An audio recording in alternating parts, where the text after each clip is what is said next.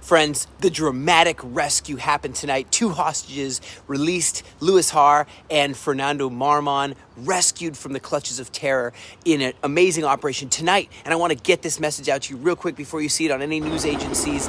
Guys, they are okay. They're being transferred to the Sheba Hospital by helicopter. It was a rescue mission with the conglomerate, we call that, Kahol Lavan, with Sheretet Shlosesle and Shin Bet, that's Shabak, many other elite units.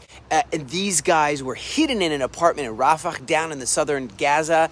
This mission was in planning to be carried out for a long time, and the sun hasn't even risen yet. And I wanted to get this message to you to say they were hidden on the second floor of an apartment building, and it seemed to be an impossible rescue, but it happened. It was carried out successfully. The forces entered the building.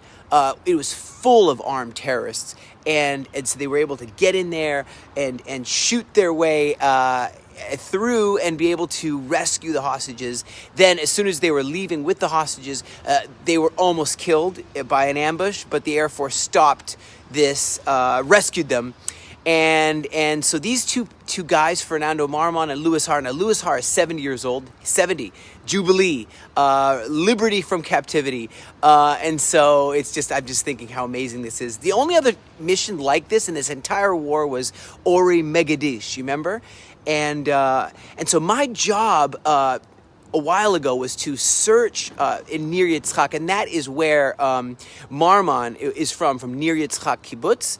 And so I remember going through house by house and seeing where the terrorists took to his house. We went into his house as well, and we saw where the terrorists took him hostage. The army says that the conditions just weren't ripe to carry out the mission until now, and they waited for the right moment. It's very hard to reach the center of Rafah, the center of the city, and to arrive in the middle of the night in clandestine, secretly, and it's very dangerous. There's many terrorists, and they finally got to the second floor of this building where the hostages were held, and they had a backup plan. The forces broke into the building and exchanged fire with the gunmen, and there was intense firepower from the air as well.